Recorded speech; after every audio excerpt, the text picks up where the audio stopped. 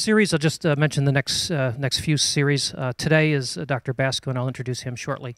After that, we have a high-level person from the Corps of Engineers from headquarters in D.C. that's going to come down and talk about the Corps perspective.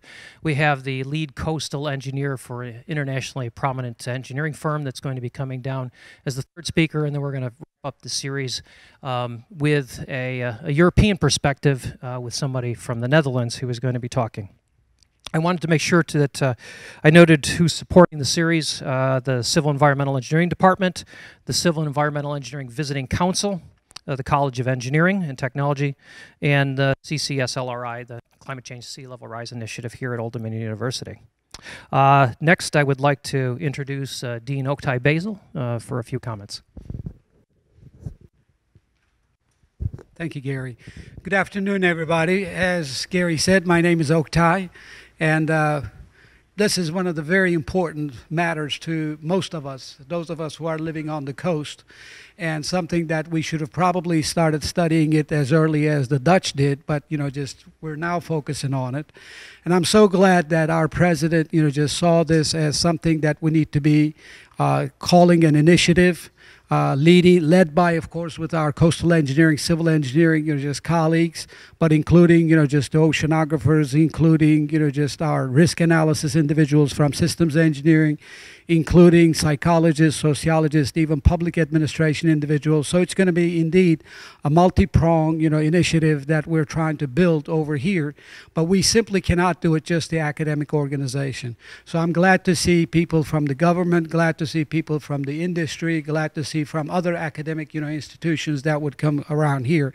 I realize we're not New Orleans, we're not, just New York City, but probably we're not too far behind them in terms of the risk that we have, just before us.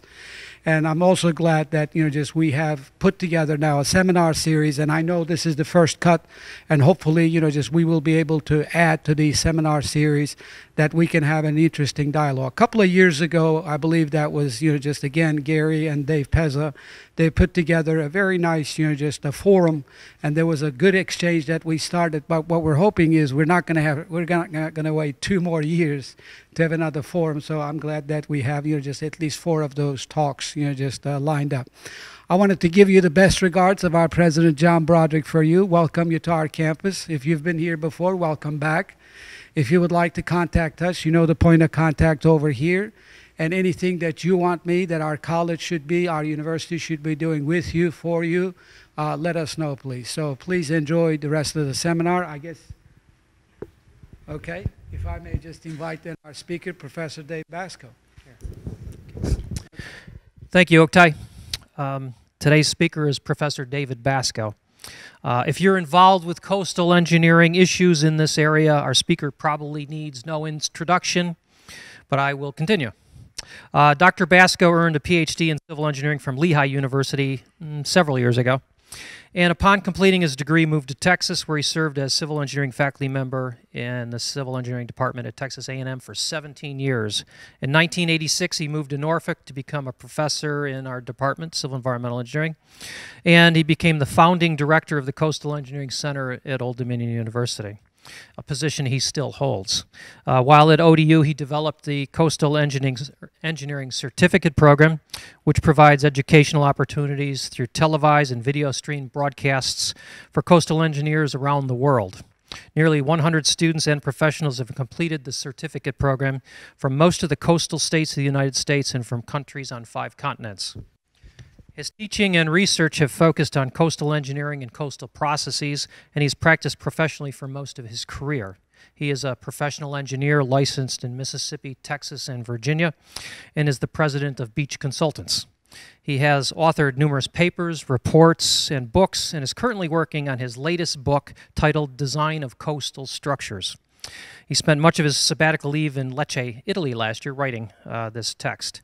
His sabbatical also allowed him to travel around Europe and to observe how other countries in Europe are preparing for the sea level rise threat. Today, he will be discussing the role of academia in education, research, and service in support of coastal engineering activities and preparing for the effects of sea level rise. Dave. Thank you, Gary.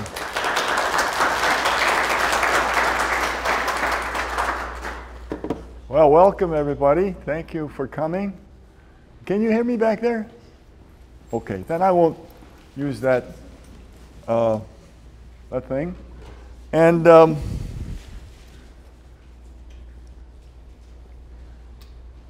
let's see here. Oh yeah. Civil. I put civil engineers in there because civil engineering is the second oldest profession. And, well, that usually gets a laugh from the students too. And coastal engineering, though, is one of the most recent ones. Began after the Second World War due to the need to understand how to invade Normandy. And so much of what we've started as the part of that profession. And also, I want to point out that this PE over here is not just because we like to put that on there. I am a professional civil engineer. And what we do in the university to train future engineers is very important in terms of how they will function in society. We are the engineers who are responsible for what you see in life, and we are must be registered as a professional engineer. So your society is counting on us. I had about an hour's prepared talk, and I'm going to try to zip through it faster because they took 10 of my minutes already. Oh, I got to point it here, I think.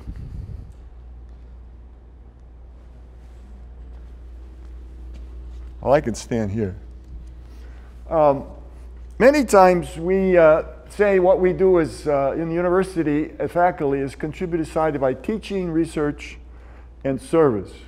But my spin on it today is going to be reversed. I'm going to put service first. And we're going to look at alternatives for mitigation, some examples of Virginia, and what we can do in Virginia and what we can do in the federal government. Because in my opinion, we got to know the problem before we can do some research. You got to know what the problem is, otherwise you're just doing research in a vacuum. And then finally, if we know what's going on and we know do some research, then we can finally teach it. So to me, as an engineer, serving the profession is very important for what I teach.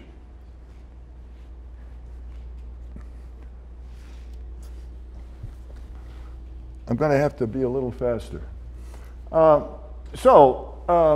There's service, and we're going to start out here with the consulting engineering companies. We do a lot of other things in service by serving the profession, writing books and all of that. There's the seminars, and I'm not going to spend much time. I'm going to spend most of the time in that circle.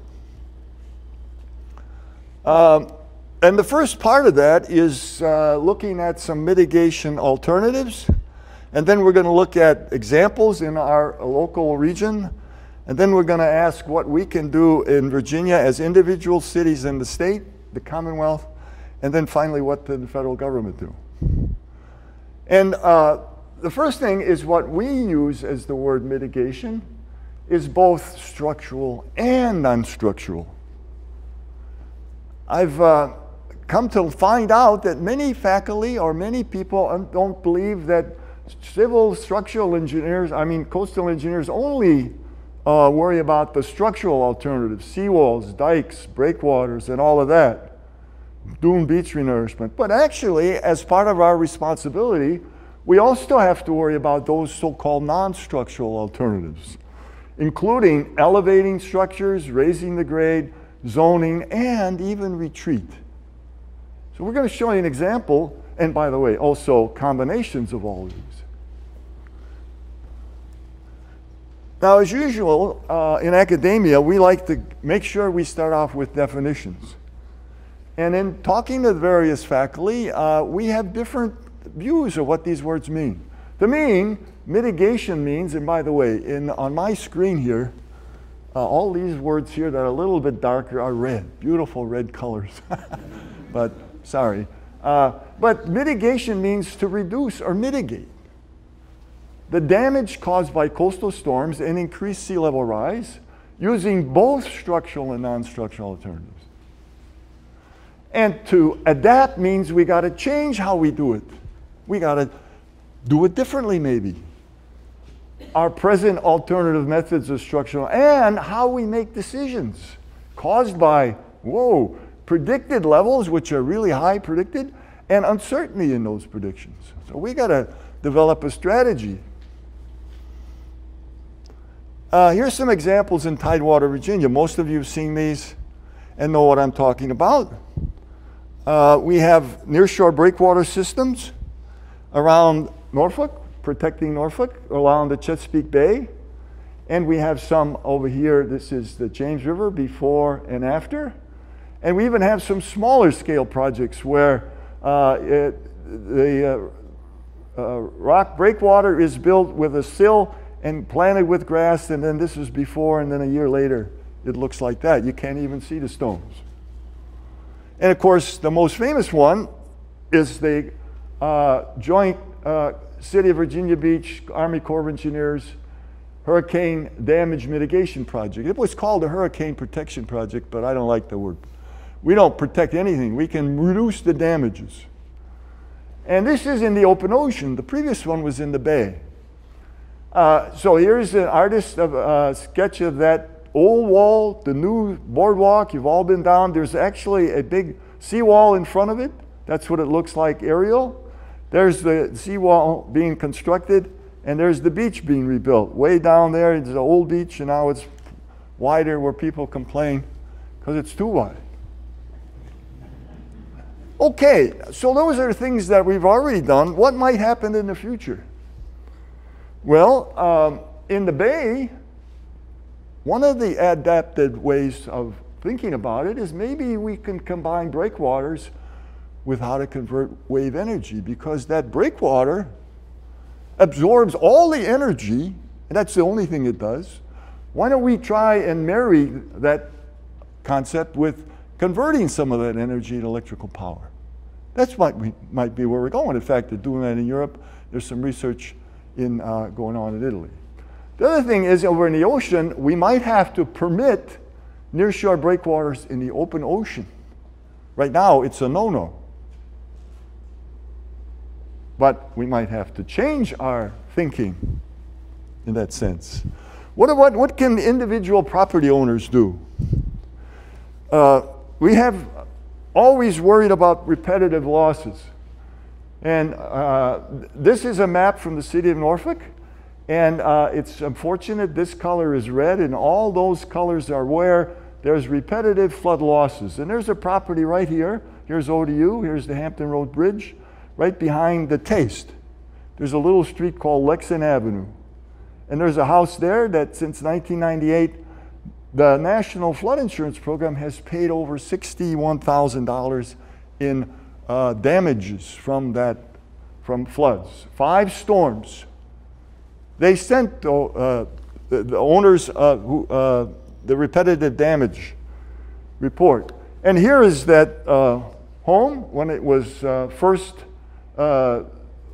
when it was at its lowest, and there was a North Ida. Many of you might remember the combination of Hurricane Ida and a Northeaster around November 2009, in which in the first floor here, the water level was 3/4 of a foot inside the building. Well, you can imagine that causes a lot of damage, a lot of damage. The National Flood Insurance Program paid out $51,309.34 in damages to the owners to repair the damages. What did the property owners decide to do? They said, hey, let's refinance the mortgage. Let's take the repair money. Let's raise the home. And let's remodel a little bit. Maybe remodel a kitchen while we're at it. I mean, we got a lot of damage. And so there's a photograph of the old floor. The old house used to be down here. Now the new bottom floor is raised up to there, 3.67 feet by this firm.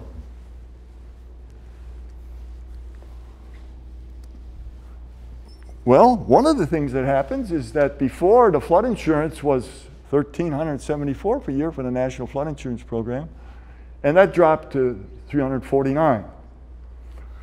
Remember, there was not a penny of extra money came from anybody except the flood damage. The owner decided to do this by themselves. So I think more people ought to try it. Mitigation. So what was the mitigation? Elevated the structure. What is the value of that? Well, maybe the property value is actually increased, and certainly the peace of mind of the people who live there is increased. And what did the city of Norfolk has already done in adaptation? As of January 1st of this year, all new construction must be 3 feet above the 100-year flood. So that's a rule that's already in place. What else could happen in the future is that the cities could create a special tax district to lower the taxes to support the people who want to raise their own house. We have a special tax district in Sandbridge. They're taxed extra money for the property, and that money is set aside to pay for sand to put in front of the property. Why don't we be creative and have a pay the owners, encourage them to do it themselves, because there's a big federal FEMA program to help people raise their property and all that, but there's a trickle of money. And people get all throughs, they get on the waiting list, and then nothing ever happens. And I'm arguing, well, let's not wait for it to ever happen, let's do it. What can the cities do? Well, the city of Norfolk hired a consulting firm, Hugro, and they did a city of Norfolk citywide coastal flooding study. There's a copy of the report. And in that report, they recommended as an alternative movable storm surge barriers on Brambleton and a couple of other locations. So what I'm arguing is that the rest of the cities around here ought to get started. Come on. We need them to conduct coastal flooding studies. So for these cities, studies needed to prioritize flooding. We have flooding that can affect property, can affect our infrastructure and our transportation systems. We have to get from A to B. When we adapt, our future adaptation strategy might hinge on which of those 3 key areas. By the way, that's not only personal, but it's business property. All the water and sewer and all the infrastructure. And we might consider which is the highest priority. And what can the Commonwealth of Virginia do? Well, a few years ago, they commissioned a study, Senate Joint Resolution 76ER 2012, and the Virginia Institute of Marine Science did the study and wrote a final report. And I don't know if you can see it, but it says Recurrent Flooding Study for Tidewater, Virginia. And what did they recommend? The conclusion, tide gates and storm surge barriers are likely to be more appropriate strategy than levees for most areas. This is a conclusion after 2 years of study by the scientists at VIMS. Well, we have examples around the world. The Dutch in the Oosterschelde. Another example, these gates come down when there's a high tide. Most of the time they're up, there's a road across. These gates swing open to protect the inner side from the high water. Here's the London Thames barrier. These gates go down when there's a high water. And what the Italians are doing in Venice, 3 locations, they're building huge caissons with floatable gates that are filled with air, and they rotate up and they block the high storm surge. Well, let's take a look at Virginia. We have the Potomac. We have a long tidal estuary, hundreds of miles in this direction that can get flooded, but we could just block the flood right there. We have the Rappahannock, the same thing. We have 4 major tidal estuaries in which they have very narrow openings at the entrance. Maybe we ought to consider blocking with a movable gate study movable gauge storm surge barriers for Tidewater, Virginia. Way down here we have the James, and right here we have the Elizabeth, just up the street here, where we have know a lot about that little opening of the tidal estuary. Oh, by the way, we could also study one here across the whole Chesapeake Bay, but maybe we ought to take a look at the littler ones first. Well, we're doing it. This year in the Civil Engineering Senior Design Project, Senior Civil Engineering Design Project, don't notice the word design there, we are looking at a storm surge, a movable storm surge barrier for the entrance to the Elizabeth River between Craney Island and Norfolk. We got some young, bright students, very interested, motivated to take a look at it. They're looking at all the different alternatives, and they're going to come up with what is the most, the type that might work best there. And they're going to get an estimated cost. And they're not just going to do this without thinking about the science of how high the water is going to be in 2100. What's the latest technology from the different ways of doing it? They're going to study the economics. That's what we do as engineers. They're going to worry about the environment. It certainly can't be closed. It's got to be open most of the time for navigation and everything and water exchange. And when the big storm comes, it closes. And by the way, it's Norfolk, Portsmouth, Chesapeake, all those cities below are all protected, in effect, by this barrier. And also, they have all sorts of institutional, political, social constraints. I got him, these are 5 design constraints that we always face as civil engineers. And I got inspired this week by, guess what? What's going on? The Olympics. This is their symbol turned upside down. The symbol of the Olympics is 1, 2, 3, 4, 5, but the other way, standing for the 5 continents. There's also the big 5 oceans, right, Larry? And this are the 5 design constraints that we always face. So we're civil engineers. We're not just worried about science and technology, but we have to worry about all of these constraints. The biggest one sometimes is politics. Well, the state of Virginia is still going. They're trying to do better.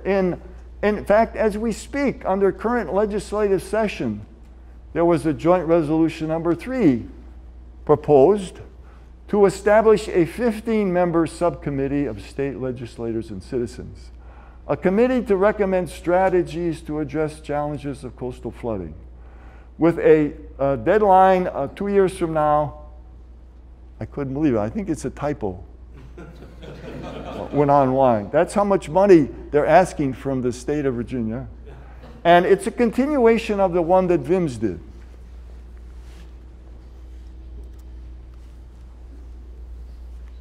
So, what does the VIMS recommend? Movable gauge storm surge barriers.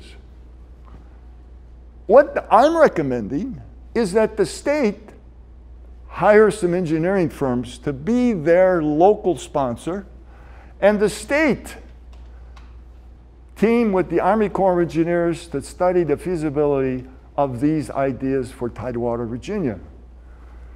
I'm arguing that Virginia needs to do more than study the problem again with another committee.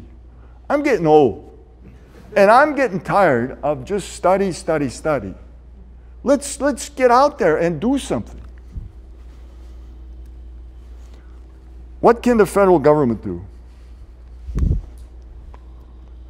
Here's an example of what happened many years ago when the Corps of Engineers studied alternatives to help Baytown, Texas, which is, here's Galveston Bay, the Gulf of Mexico, and then Galveston Bay, Houston, Texas, and right up in here, if you go all the way up to the end of Galveston Bay where the storm surge can really go high, Baytown, Texas got flooded all the time, minor flooding and everything, subsidence, oil and gas extraction.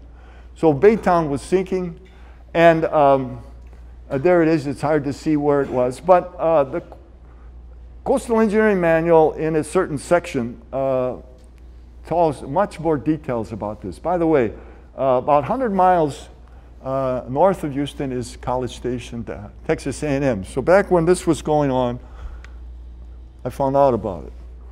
Now look at I think the most important thing on this slide is the date. Here's the Corps of Engineers in the Galveston district doing a feasibility study and making a final report. So routine flooding, they studied both the structural earth dike and flood walls and a non-structural retreat. The Corps of Engineers, 40 years ago, studied retreat. There's many people in the world, faculty included, who think that the Corps of Engineers only looks at structures. The Corps of Engineers is responsible for all the alternatives to mitigate problems. We'll see what happened. But the retreat alternative won out. It was recommended in 1975. Congress authorized the project in the Water Resources Development Act in 1978.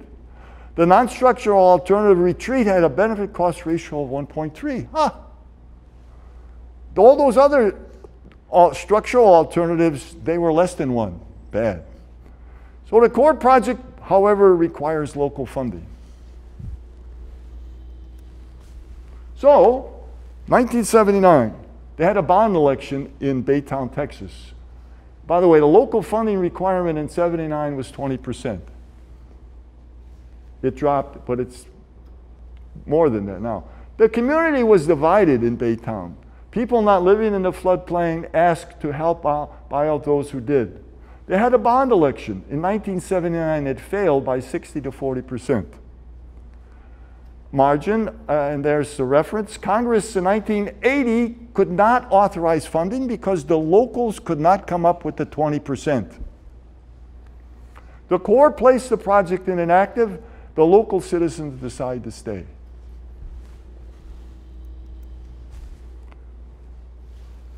Future adaptation strategy. Maybe the Congress ought to consider eliminating the cost-sharing part of the project. By the way, it was 20% back then.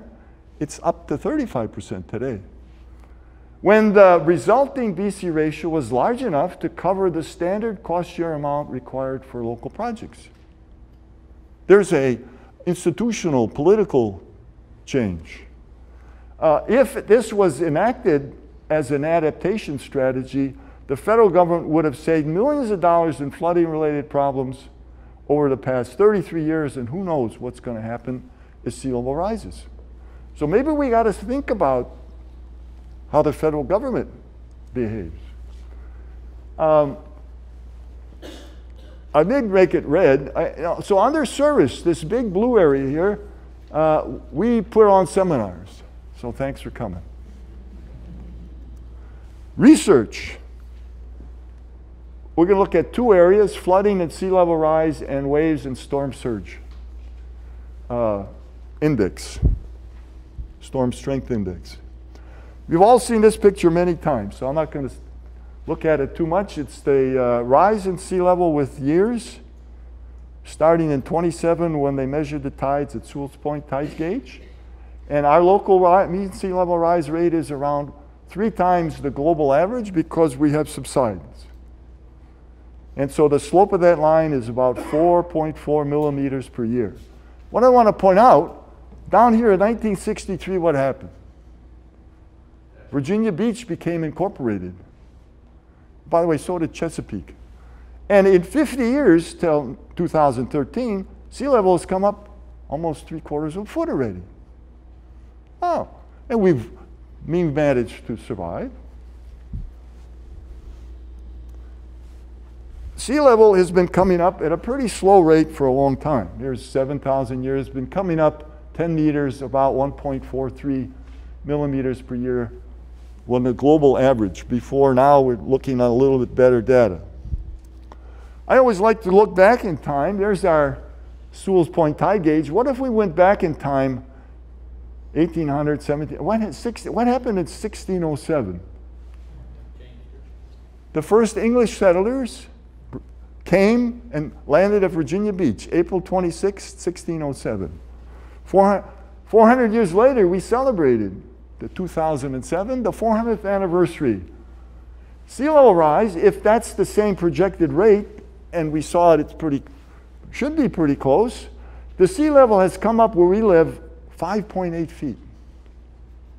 Wow. We've survived where we are, and sea level has come up 5.8 feet. So nobody's worried about what happened in the past. We're all worried about where it's going over there. But keep in mind, we've been around a long time here, and we've been dealing with it. So, in the National Research Council a few years ago, quite a few years ago now, estimated future sea level rise and published this report. This is the National Academy of Sciences. And the graph from there shows three curves with some data way up here, outliers. This is meters, and this is years. We're starting about now, and this is year 2100. You can't see it, but there's three scenarios that they postulated.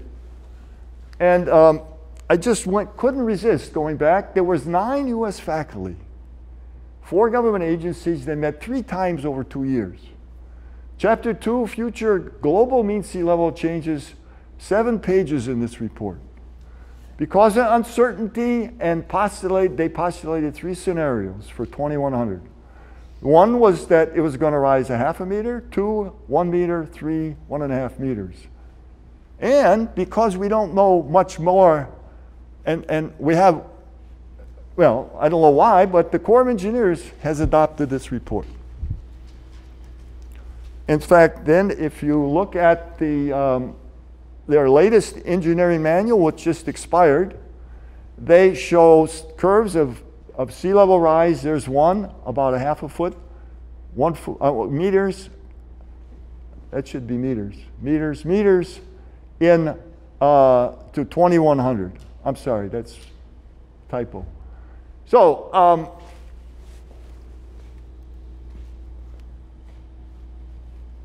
if we wanted to do it here or anywhere, they use a global mean sea level rise rate of 1.7 millimeters per year. We use the local mean sea level rate, which includes subsidence, subtracted to provide those curves, and they even provide a website. So this is a real help from the Corps of Engineers, providing a website in which you can calculate this for any tide gauge in the country. But what else has been going on? Well, the Intergovernmental Panel on Climate Change that works since 1988 and has come up with assessments of 90, 95, all the way to just last year. And their global mean sea level rise rate is 1.7 plus or minus. But they didn't include any polar melting, so they're criticized a little bit. But anyway, in this 2007 report, the rate of sea level rise is 0.19 to 5.58 meters. And we're still investigating what that one says. So I decided to put on your seminar announcement these 2 graphs. One graph is the Corps' curves, 1, 2, 3. And in the middle, intermediate, the Corps projects that 1 meter sea level rise as of the report of 1987. The report of IPCC 2100 is a projected sea level rise of 0.35 meters. That's 3 times difference. That's a big difference. 3 times difference. Now, I'm a coastal engineer, and I'm teaching, and I'm supposed to be advising what we should be doing for coastal engineering design. Should we use the Corps 1 meter? Or should we use IPCC 0.35? Well, that's just a trick. Stay tuned for the rest of the seminar series. You know, we got to have some excuse for you to get you back. So I'm not going to give you the answer. I'm really, quite honestly, I'm really serious. I'm really interested in what Charlie Chestnut's going to have to say from Washington, D.C., because this report of the Corps is being revised, And I'm really interested to see what John Hedlund says from Moffitt and Nichols in New York City of what they're doing. And I'm really interested also to see what Marcel Steve is going to say from Holland. Huh?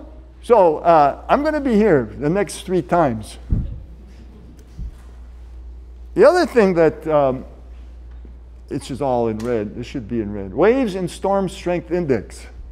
And by the way, I want to mention, I don't see Tal in the audience, but Dr. Tal Esser, physical oceanography, he's doing a lot of sea level rise research at ODU. If you want to really see some great stuff, along with Larry Atkinson, you can contact TZER at ODU, and he'll send you to all sorts of recent research. Oh, Tal, I'm sorry. You are here. Well, anyway, there's the man who's doing some great things to understand the fact that it isn't uniform everywhere, and there's a lot of physics going on, and they're trying to sort it out. But Tal, I'm an engineer, and I've got to make a decision in design, right? And so there's this big change in between these 2 schools of thought. What do we do? Okay, so next is we're going to look a little bit at waves and storm surge, storm strength.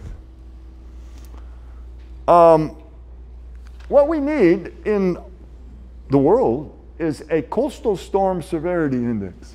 How strong is the storm?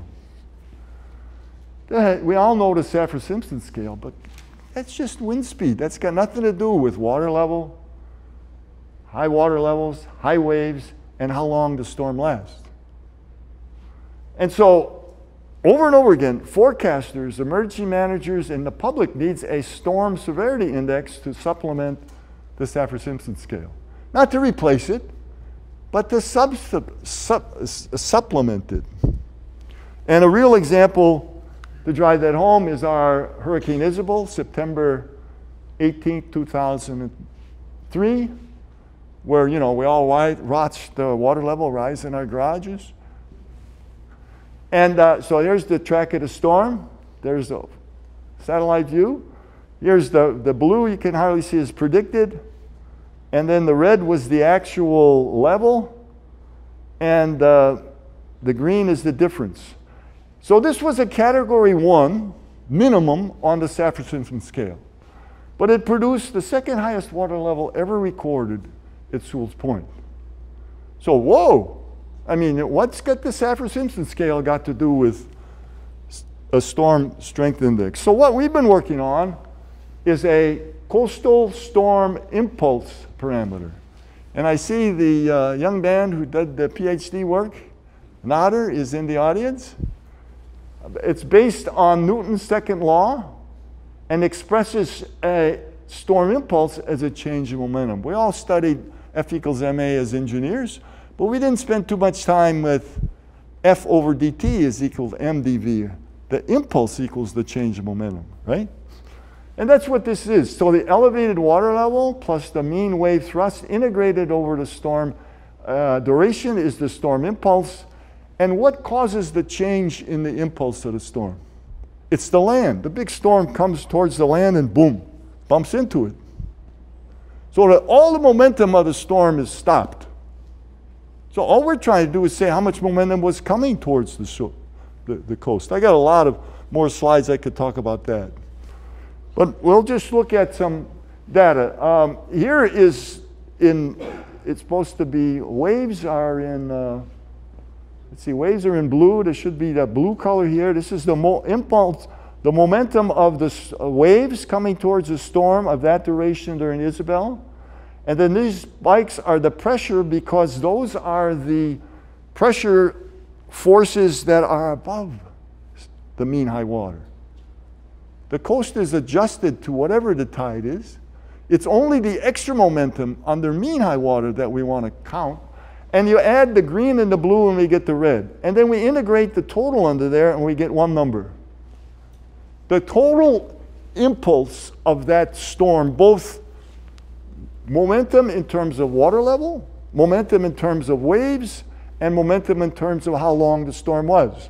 You know for a fact we can have a fast-moving hurricane and we get a real high water level, bumps up and down, and hardly causes any problem. We can have a long northeaster, stays out there for a long time, doesn't come up very high, but has a lot more momentum and causes a lot more difficulty. So this is a way of trying to quantify that. We took a lot of data. Notter did all the heavy lifting down at Duck, North Carolina, where the Corps maintains their research pier.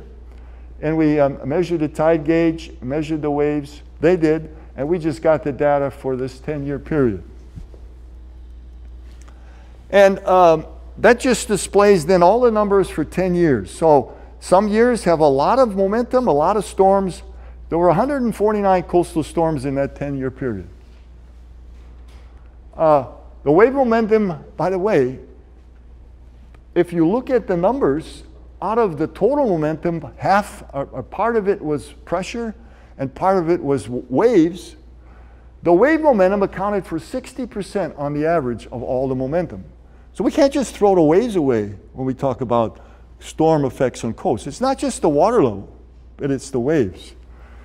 And what happened the 10 years before we got our data? What happens the 10 years after? Remember, we had 149 storms. So what will be the future trend with climate change and sea level rise? You hear it all the time. Oh, we're going to have more storms. This is going to be worse, blah, blah, blah. But this would be a way, an index, to really measure it. We could look at these 10 years, the 10 years we did, the next 10, we could keep looking at and seeing if are we really getting more storms? And how much more momentum are we really getting? In fact, that's just one number. It came out to be 1,900 kilonewtons per hour, kilonewton hours per meter, measured at one location along our coast at Duck, North Carolina. But really, that storm is hitting the whole coast. So really, to get a measure, we need to measure the COSI parameter along the way here, and then integrate all of that. So research to find out how it varies in space. And we can do a lot with numerical models, and we're teaming, I'm thankful, with LSU to do that. And there's the references. And so Notter, I'm glad you came because there's your PhD dissertation. We got a publication that's going to be in review. And a big thing happened last March. The National Academies of Science, the Ocean Studies Board, they're interested in developing a storm severity index. And so we made a presentation of the COSI parameter to the board meeting. So I think they're finally realizing that we need more than the Saffir-Simpson scale. And to wind up our research little section here, I want to make sure I remember and remind everyone what Gary said, and that ODU is really at the forefront of Mitigation and Adaptation Research Institute. And really, I left this all blank because it's the whole, all the colleges in the university, not just those scientists and engineers, but all the colleges are really jumping on the bandwagon. And Hans-Peter, I see you, thanks for coming, made a presentation just this, what is that, Tuesday? And to the Board of Visitors, and their decision, of course, awaits the approval of the ODU budget. So, I mean, that's all we can say is that we've done our homework, they've done all the heavy lifting, and we're just going to make sure that we keep track of what happens. There's one last thing here. I could talk about a lot of things. Prioritizing, the BC ratio, how do we quantify risk, resilience, and all of that. But I want to say a few words about the media. We always hear about when things go wrong. But is there anybody from the media here? Thank you. But what we need to do is let everybody know when things go right. One example, terrific example, was after Isabel, 2003, which is in September. That spring, the big hurricane beach renourishment project at the oceanfront was finished, was done. $125 million back then. And everybody said, oh, that's a lot of money to spend. Wow. We spent 120, and Isabel came along in September.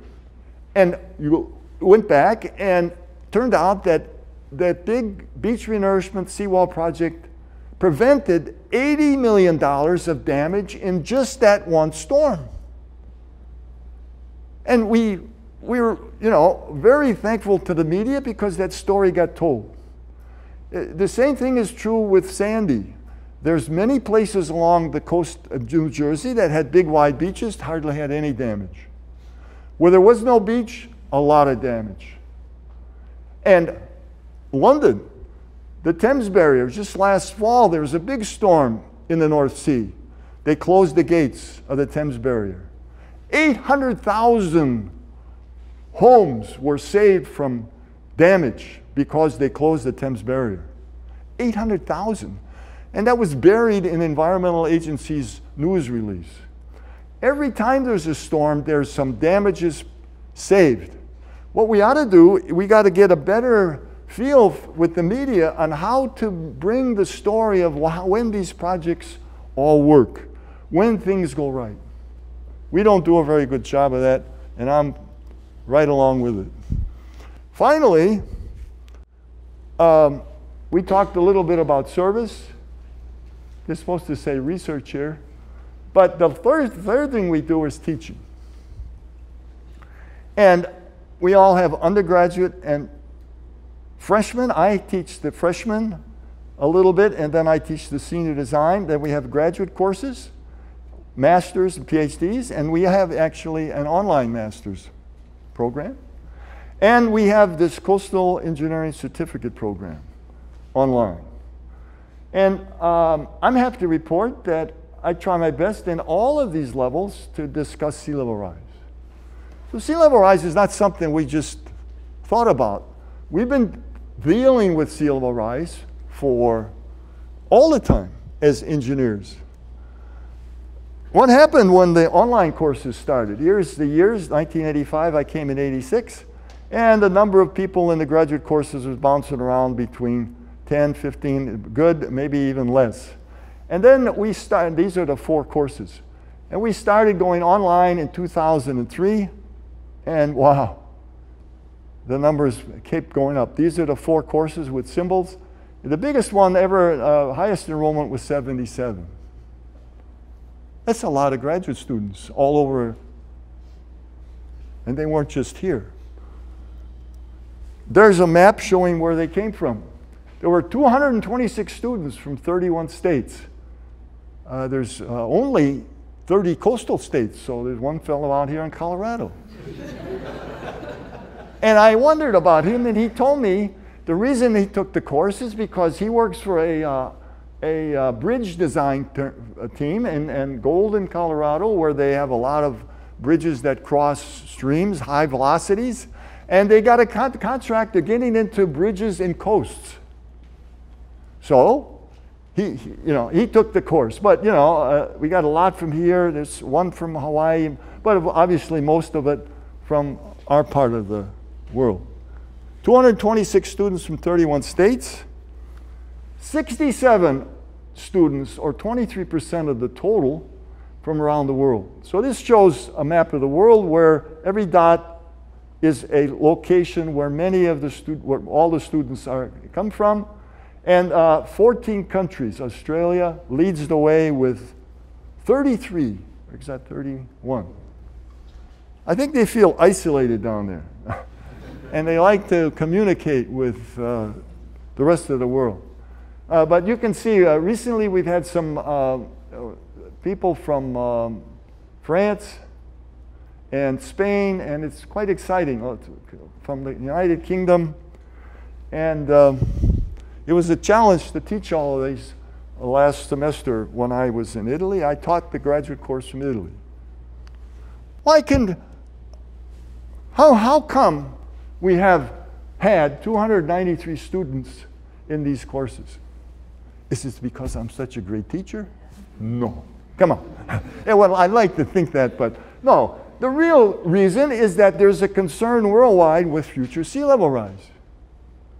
There's a worldwide concern. And the strength of our university is because we provide online courses. Huh? And thank God, we have the commitment of our dean and our department head to support coastal engineering at ODU. So thank you, Gary. The Corps of Engineers recognizes what we do, and they're starting a Corps of Engineers coastal engineering certificate program. They're going to start a certificate program for all the engineers that they hire at all the Corps of Engineer districts.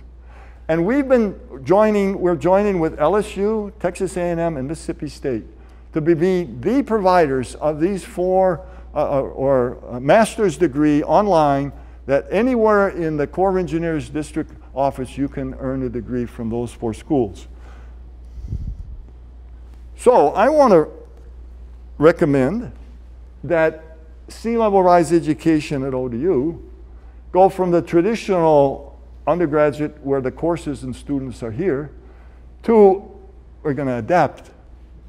We're going to have, I'm recommending that we really think hard about online certificate programs in all the colleges and departments with responsibilities for sea level rise. Because I think that's how we're going to reach out and become a very important in the world, in the local, in the state, in the U.S. and the world, in the region, I mean in the world, for what MARI is going to do. So in summary, mitigation, structural and non-structural alternatives, I think we pretty well know all there is to know. I mean, we have the structural, non-structural. We include retreat. We include every possible way in which we could get out of harm's way. But maybe we can combine those with other coastal zone uses, such as I suggested with energy. For adaptation, though, we have many potential changes needed by institutions, political bodies, the public, and the media. So, Hans-Peter, I've come around to, I see where you're going. I think you're right on the money that what we really need to do is bring up the rest of the university in terms of a commitment, and all of these areas that the university provides education from, I think are going to be very important in MARI. That maybe us physical scientists, oceanographers, and coastal engineers aren't going to be as important as the rest of the colleges in the university. I recommend some adaptation strategies presented. I presented a few for individual homeowners, for what the cities ought to do, for what the Commonwealth ought to do, and what the Corps ought to do. Predicted sea level rise in 2100. What to use for design? Stay tuned. Because this is what's coming. In March 7th, 3 weeks, we have Dr. Charlie Chestnut from the Chiefs. He's probably #1 man in all of the Chiefs of the Corps of Engineers office in the Corps. And then John Hedlund, Vice President of Moffitt & Nichols, one of the largest coastal consulting firms in New York City. He's going to be talking about adaptive management strategies for sea level rise in not just the big broad field called coastal, but ports, beaches, coastal structures, and marsh restoration, really focusing down. And then finally, in April, we have Professor Marcel Steva, which I've known for a long time. He's going to try to give us some European perspective. Notice this was in red. This one is a little changed in time, so be careful. There's some other use of this space, so watch that.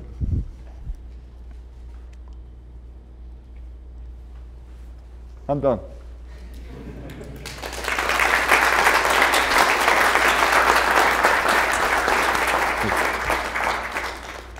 We have time for questions, and I'm sure that Dave would be glad to entertain the questions, and I see one already, Dave. So, hey, Dr. Basco, how much consideration is being given to, when you put the gate at the mouth of the estuary, how much consideration is given to the other hydraulic connections, the storm drains, and any kind of related pump capacity that might be needed? You have to think about all of the physics, including the fact that if you stop the water there at the entrance to the Elizabeth River, you're going to cause some effect on the other side that's going to be spread out over the bay and up the other rivers. So it's going to be a monumental effort to understand all the physics. But we have these constraints, so we're going to look at the environment.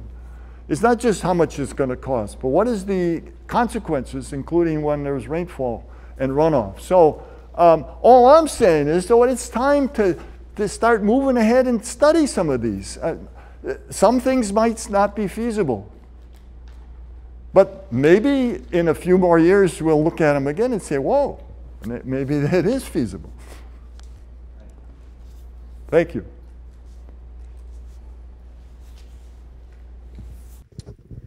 Okay, who's got the next question? Okay. Good presentation, appreciate it. Thank you. Talk a lot about let's stop talking about it and let's start doing something. It's a pretty long way away. When do you feel that we're going to get a point of extremis in this area that you're going to have to start doing some capital investments to mitigate what we know is coming and pretty close to when it's coming?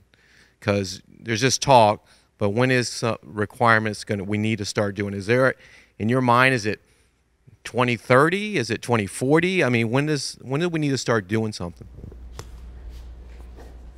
Well, that's a good question. I don't have a crystal ball like anybody else.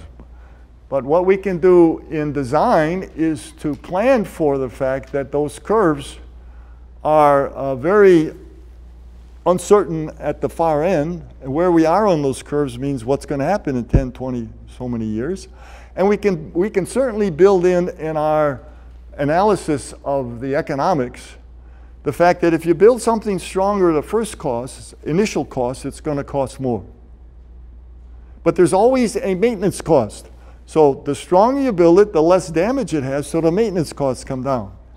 But those are the traditional ways. We might have to develop a third cost, which is the uncertainty of sea level rise cost, in which we add that on top of the initial cost, maintenance cost, in which we get to the level of cost that really is uncertain, and then we make decisions. That alternative has that level of uncertainty cost. This one has this level of, if we had to make a decision now, well, we're going to go with whichever alternative. But I can't answer your question as I wish I could, but I think we're going to get better and better at that prediction of 2100 in those curves along the way, with a lot of help from the world scientists.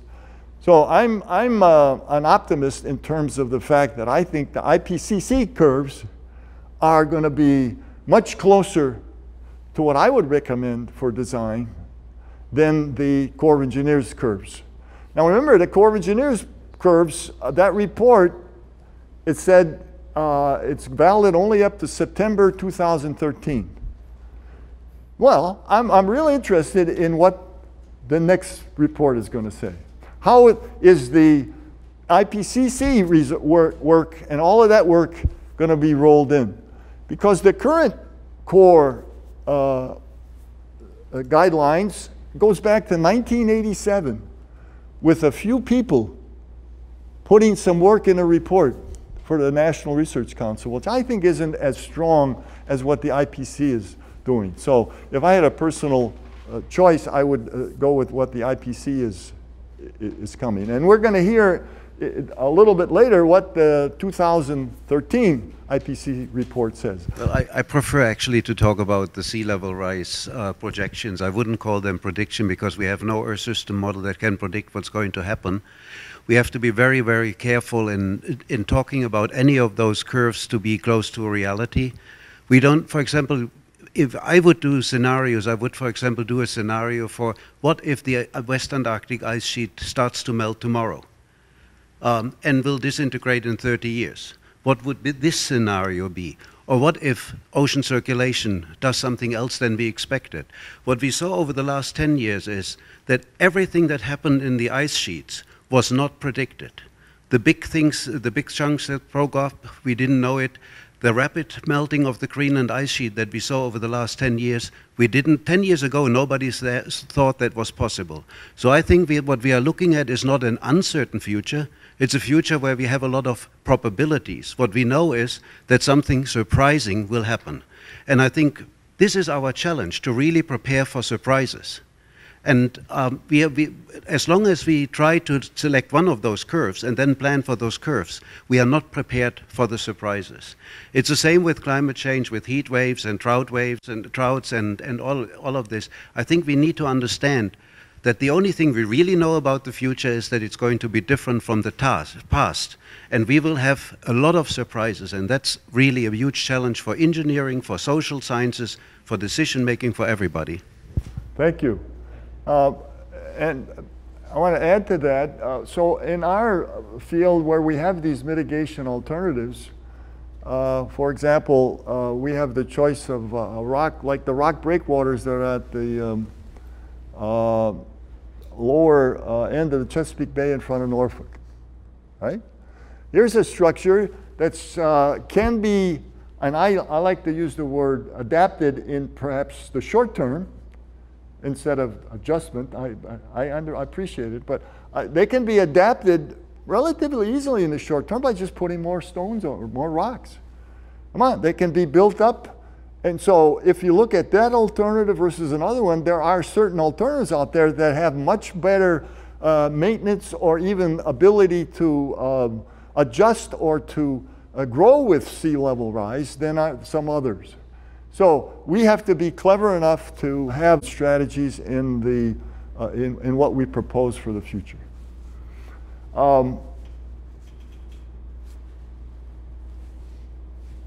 Gary. Another one over here. Oh. Just one thing I wanted to really say. I'm really very pleased to see that the civil engineering is starting this series, this conference series, and it will really help us to get everybody together. Good. In addition to what we are doing in the climate change and sea level rise initiative. Thank you. Well, I think that might end it, right? I think there are any other questions? Well, again, thank you for coming this afternoon, and feel free to talk to Dave and some of the other people involved with the initiative here. Thank you very much.